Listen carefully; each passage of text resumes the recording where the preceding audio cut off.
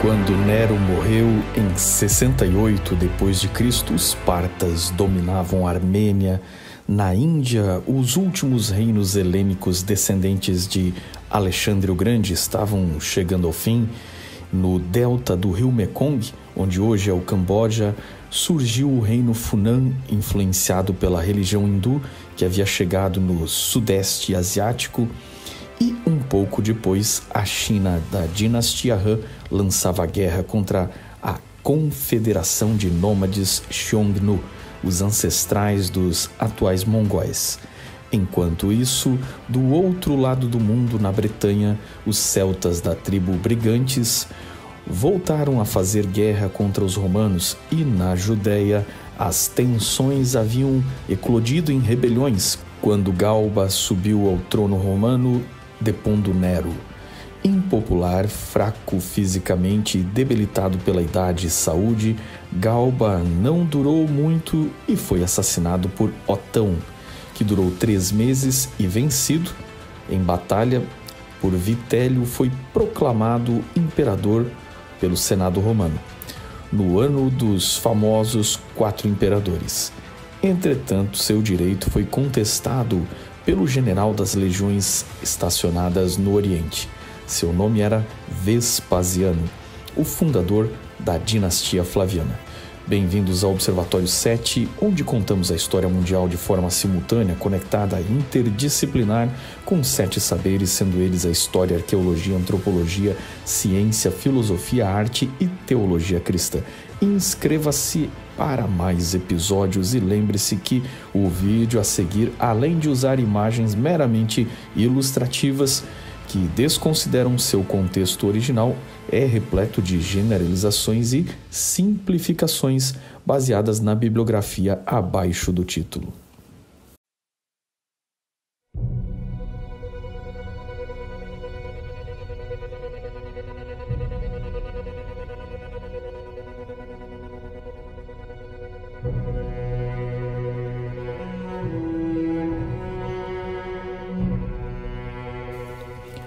A grande rebelião judaica contra Roma havia começado 2 anos antes de Nero morrer.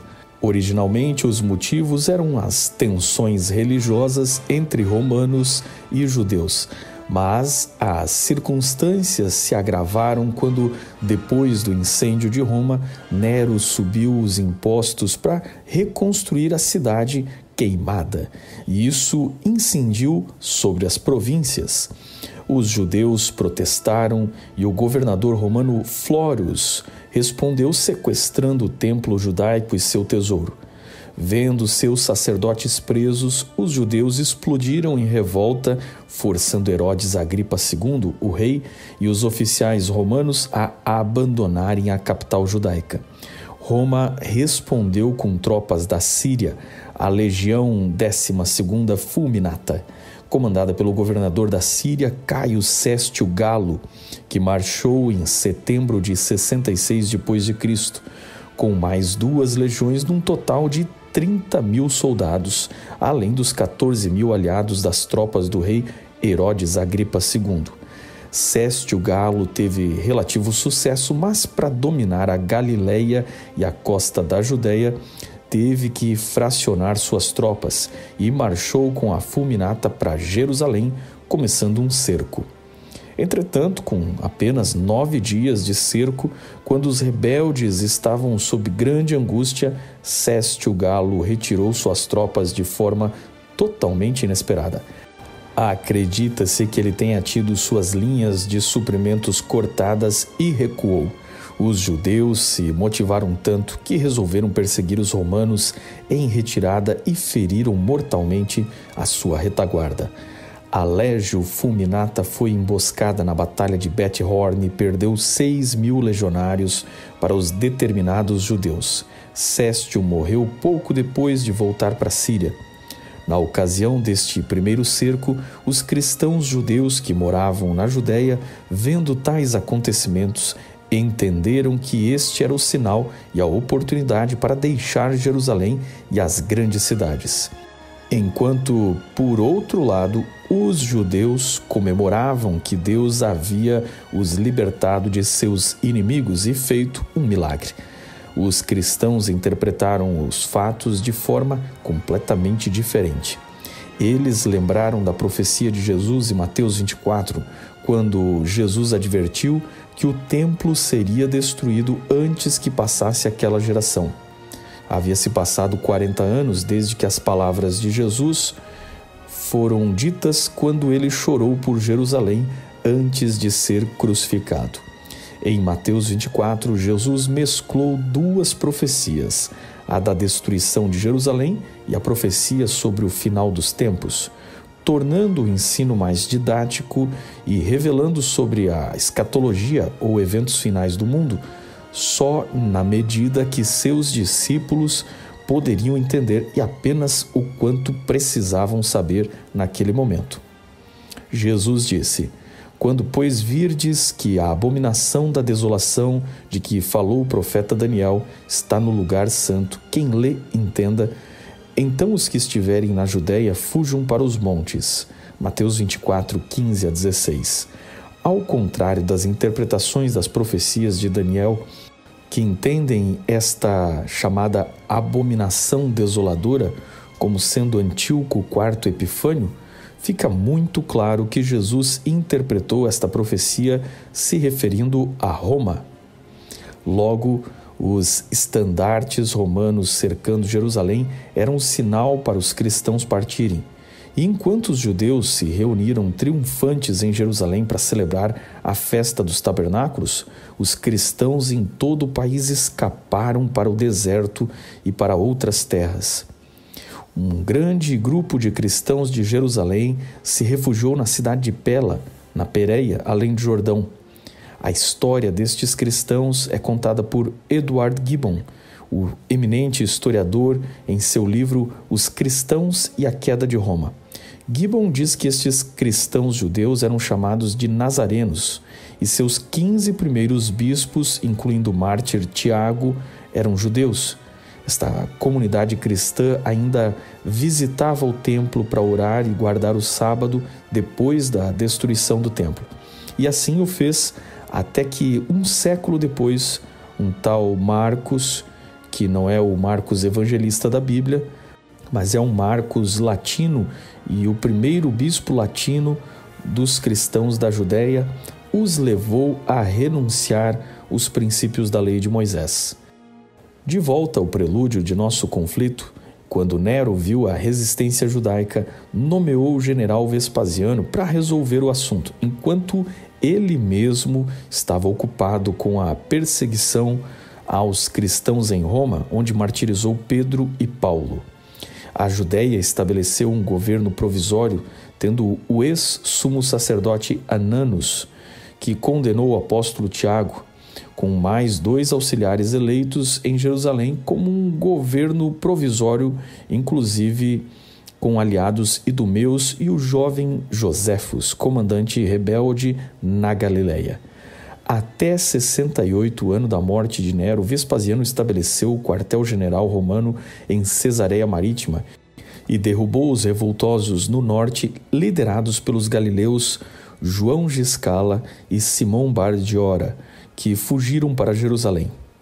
Entretanto, os judeus não estavam resolvidos entre si, e enquanto o partido de Ananus estava disposto a negociar com os romanos, o partido terrorista dos sicários, que matava furtivamente com punhais, comandado por Manahem ben Yehuda, tentou assumir o controle de Jerusalém, tomando o templo. Ele era neto de Judas o Galileu, neto este de Ezequias, líder dos Zelotes. Quando os sicários capturaram o templo e se esconderam nele, Ananus os cercou com tropas judaicas e enviou João Giscala, um agente duplo, para negociar. Giscala blefou com os sicários, dizendo que Hanani havia pedido ajuda de Vespasiano e que, a menos que os sicários pedissem ajuda extra, seriam todos mortos, mesmo que se rendessem. Os sicários e zelotes amotinados no templo conseguiram enviar um mensageiro e fugiu de Jerusalém e pediram socorro aos líderes idumeus, que também chamamos de edomitas, e eram conversos ao judaísmo. Por carta, os zelotes denunciavam Ananos como traidor do templo e pró-romano, e que os zelotes estavam protegendo o lugar. Os idumeus, tomados de devoção, mobilizaram 20.000 homens e, chegando em Jerusalém, encontraram os portões fechados e Ananos e seus soldados guardando os muros. Nem o apelo do sumo sacerdote convenceu os idumeus, que responderam que judeus que estavam prontos a receber os pagãos, mas fechavam a cidade e o templo ao seu próprio povo e religião, não eram dignos de pedir a eles que baixassem as armas. Para a infelicidade dos judeus de Ananos, naquela noite caiu uma forte tempestade, e ocultos pela fúria e barulho dos elementos, os zelotes cortaram as trancas de Jerusalém e abriram a cidade para a tropa dos idumeus, que entrou e matou Ananos e seus partidários. Quando os idumeus descobriram que Vespasiano nem tinha sido contatado, se arrependeram do massacre e deixaram Jerusalém. Enquanto os judeus perdiam força e tempo lutando entre si, até julho de 69, Vespasiano já tinha conquistado a Galileia e toda a Judéia, faltando só Jerusalém, que aglomerava líderes rebeldes do país inteiro. Foi nestes anos anteriores da campanha de Vespasiano que Joséfo foi vencido, capturado, ficou preso entre os romanos. Em algum momento se tornou intérprete e negociador a serviço dos próprios romanos. Quando Vespasiano mirou a capital, ocorria a crise imperial em Roma, e Vespasiano, aclamado imperador por suas tropas, foi chamado a desafiar Vitélio, que tinha sido feito imperador pelo Senado. Vespasiano abandonou o cerco e deixou o comando para seu filho Tito, tendo Joséfo junto de si, que relatou a história do cerco a Jerusalém.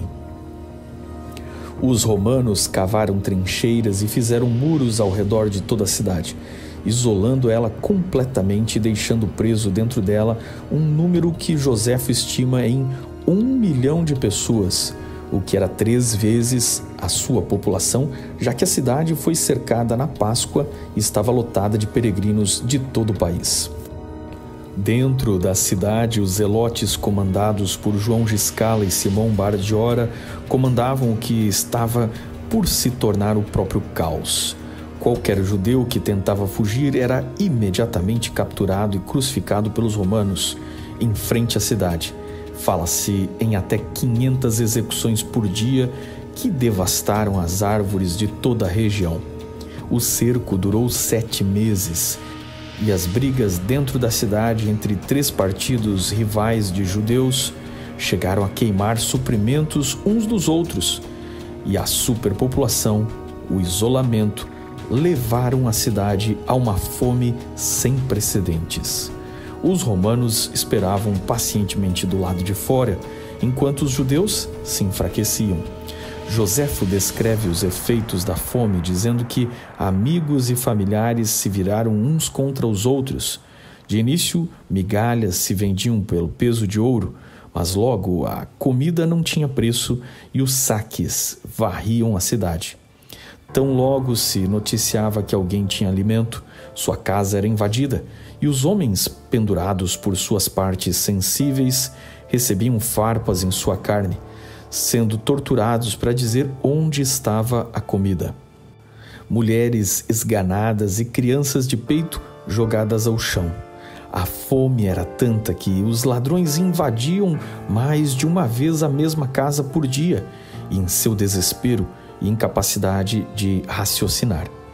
Quem tinha alguma coisa para comer comia escondido, às vezes sem nem moer os grãos ou os cozinhar, para não ser descoberto. Uma porta de casa fechada era sinal de comida secreta e imediatamente a casa era arrombada. Os ricos estavam indefesos e os pobres arriscavam a vida à noite, indo além das muralhas pegar algumas ervas que brotavam já ao alcance dos romanos. e se não eram pegos e crucificados, ao voltarem eram muitas vezes espancados e roubados. Ao olhar o cerco e a muralha de crucificados, os judeus se apavoravam e se fechavam dentro das 3 muralhas de Jerusalém. E enquanto lutavam entre si por migalhas, os romanos usavam toda a sua engenharia de guerra e iam testando as muralhas e as rompendo de cada vez em seus pontos fracos. A obra de Joséfo descreve as batalhas em detalhes e como Tito apelava para que eles se rendessem, mas o fanatismo dos sicários incitava a resistir enquanto, com os meses, os cadáveres enchiam as ruas e o povo era como fantasmas vivos, esqueléticos, vagando e se lamentando entre a doença e a fome. Já não havia onde enterrar tantos cadáveres. O fedor e o horror enlouquecia as pessoas. Algumas tentavam desertar se jogando pelos muros. Em algum lugar se soube de um homem que engoliu seu ouro e tentou escapar. Esta notícia se espalhou e chegou aos soldados aliados dos romanos, sírios e árabes, e estes começaram a rasgar os intestinos de cada capturado procurando pelo vil metal. Dentro dos muros, a fome já era tão grande que passaram a roer o couro de suas sandálias e dos escudos. Mas a maior atrocidade, que levou os próprios romanos a ficarem chocados, prefiro não ilustrar e daqui em diante citar exatamente as palavras de Joséfo em seu livro História dos Hebreus. Uma mulher chamada Maria, filha de Eleazar, muito rica, tinha vindo com algumas outras à aldeia de Bet-Shor, isto é, a casa de Sope, refugiar-se em Jerusalém, e lá se viu cercada. Ela se viu reduzida assim às últimas, não podia esperar socorro de ninguém, e a fome que a devorava, e ainda mais o fogo que a cólera tinha acendido em seu coração, inspiraram-lhe uma resolução que causa horror à própria natureza humana. Ela arrancou o filho do próprio seio e disse-lhe: criança infeliz, da qual nunca se poderá chorar bastante a desgraça de ter nascido durante esta guerra, durante a carestia e no meio de diversas facções, que conspiram sem trégua para a ruína de nossa pátria, para que te haveria eu de conservar a tua vida? Para ser talvez escrava dos romanos, quando mesmo eles nos quiserem ajudar? A fome nos teria feito morrer antes mesmo de cairmos em suas mãos. E esses tiranos que nos pisam a garganta, não são eles ainda mais temíveis e cruéis que os romanos e a fome? Não é então preferível que tu morras para servir-me de alimento, para enraivecer esses revoltosos e deixar atônita a posteridade como uma ação tão trágica que não seria a única a faltar para encher a medida dos males que tornaram hoje os judeus o povo mais infeliz da terra? Depois de ter assim falado, ela matou o filho, cozeu, comeu uma parte e escondeu a outra. Aqueles ímpios que só viviam de rapina entraram em seguida naquela casa, tendo sentido o cheiro daquela iguaria inominável, ameaçaram matá-la se ela não lhes mostrasse o que tinha preparado para comer. Ela respondeu que ainda lhes restava um pedaço da iguaria e mostrou-lhes o restante do corpo do próprio filho. Ainda que tivessem um coração de bronze, tal espetáculo causou-lhes tanto horror que eles pareciam fora de si. Ela, porém, na exaltação que lhe causava o furor, disse-lhes com o rosto convulsionando: sim, é meu próprio filho que vedes, e fui eu mesma que o matei. Podeis comê-lo? Também, pois eu o comi. Sois talvez menos corajosos que uma mulher e tendes mais compaixão que uma mãe? Se vossa piedade não vos permite aceitar essa vítima que vos ofereço, eu mesma acabarei de comê-lo. Aqueles homens que até então não haviam sabido o que era a compaixão, retiraram-se trêmulos, e por maior que fosse a sua avidez em procurar alimento, deixaram o restante daquela detestável iguaria à infeliz mãe. A notícia, de fato tão funesta, espalhou-se incontinentemente por toda a cidade. O horror que todos sentiram foi o mesmo, como se cada qual tivesse cometido aquele horrível crime. Os mais torturados pela fome só desejavam morrer, quando antes, e julgavam felizes os que já haviam morrido, antes de ter tido ciência deste fato ou ouvido narrar coisa tão execrável. Flávio Joséfo, História dos Hebreus, livro 5, capítulo 21. À medida que os romanos avançavam na cidade e descobriram histórias como essa, e seu horror lhes despertou mais ódio pelos judeus. Este desprezo foi somado ao fato da história de resistência judaica com constantes rebeliões durante a ocupação romana.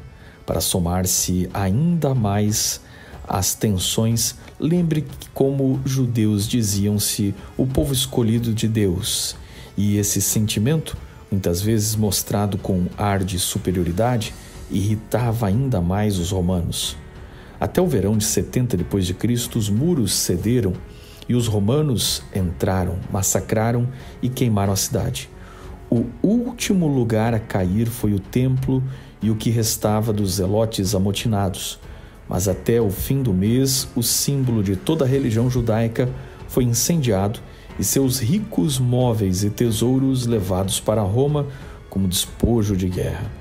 A menorá judaica e a mesa dourada dos pães da presença foram levados a um desfile com 700 prisioneiros acorrentados, entre eles os líderes rebeldes.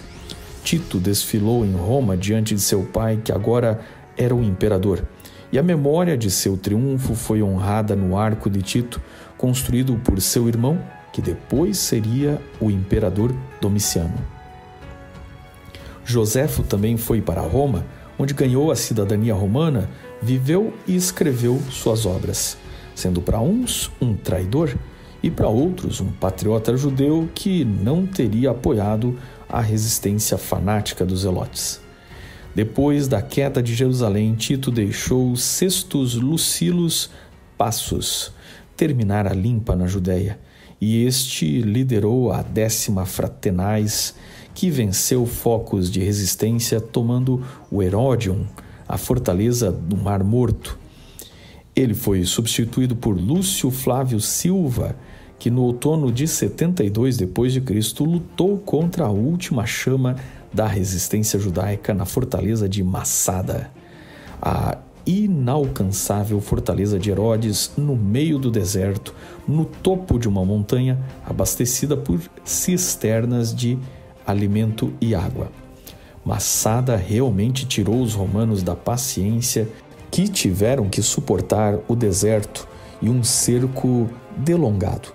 Determinados a terminar o serviço, os romanos construíram uma rampa de pedras para subir a montanha e finalmente em 73 d.C., quando eles entraram na fortaleza, Joséfo relata que eles encontraram 960 dos 967 guerreiros judeus mortos por suicídio.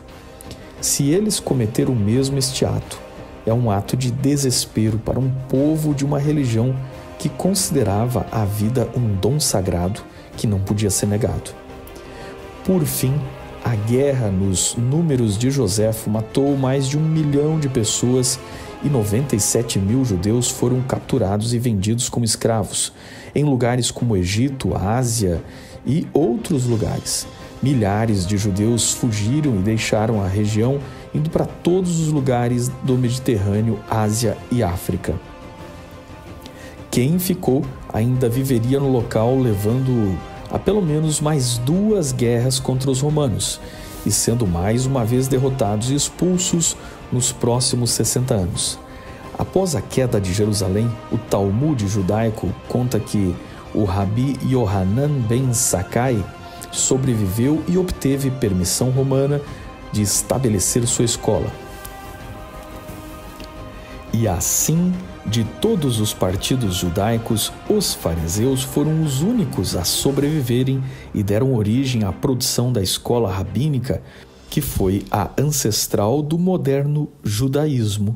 Estes primeiros mestres, vendo-se sem o templo e o sacerdócio, firmaram-se como a autoridade religiosa e a identidade cultural do povo judeu sobrevivente.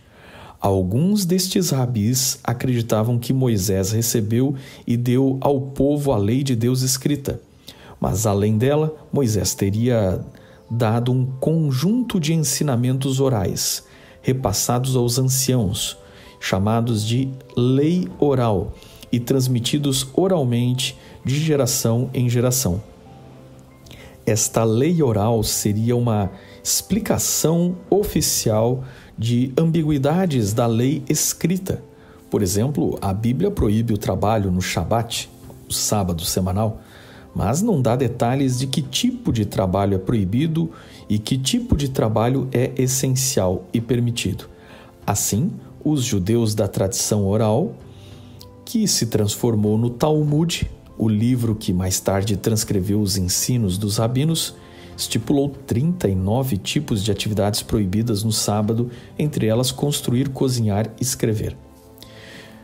De início, esta lei oral não era aceita por todos os judeus, mas com a ausência do templo e prevalecendo as escolas dos fariseus, no segundo século ela começou a ser escrita e viria a se transformar no segundo corpo de escritos mais importantes do judaísmo depois da Bíblia. A este longo processo de construção do Talmud se somaria a tradição esotérica de conceitos que vieram ao judaísmo pelo cabalismo, fruto das religiões de mistério tão populares naquela época, e do contato com o platonismo e com filósofos gregos que adentraram ao judaísmo. E vimos o início disso tudo no começo de nossa série sobre o século de Cristo, quando relatamos sobre o judaísmo em Alexandria. Essa guerra fez dos judeus inimigos de Roma, e este foi o início de todo o antissemitismo que Roma deixou como herança para os povos da Europa. E, portanto, nenhum cristão queria ser confundido por judeu, ainda mais que os próprios judeus desprezavam os cristãos como sendo membros de uma seita herege. Tudo isso fez com que os futuros gentios romanos conversos ao cristianismo transportassem junto com eles para dentro da Igreja Latina o antissemitismo que os romanos pagãos desenvolveram naquela guerra. O que podemos observar daqui em diante na história é o processo final de ruptura entre o judaísmo e o cristianismo. Com a guerra, cada vez menos judeus se converteram como cristãos, pois os cristãos também se isolaram em comunidades afastadas, como a vila de Pela, já mencionado. O cristianismo também não saiu ileso das enormes transformações sociais desencadeadas pela guerra romano-judaica, e as profundas transformações nos hábitos e maneira de viver dos cristãos serão avaliadas em episódios futuros desta série aqui nesse canal. Sobraram poucos judeus empobrecidos na Judéia, dominados por Roma, que passou a chamar a Judéia de Filistia, de onde vem o nome Palestina. A maior parte dos cristãos se afastou da região e a maioria dos judeus sobreviveu e foi dispersa por todo o Império Romano. E quanto aos tesouros de Jerusalém e do templo, estes foram destinados a patrocinar as obras do próximo imperador de Roma, em especial o Coliseu.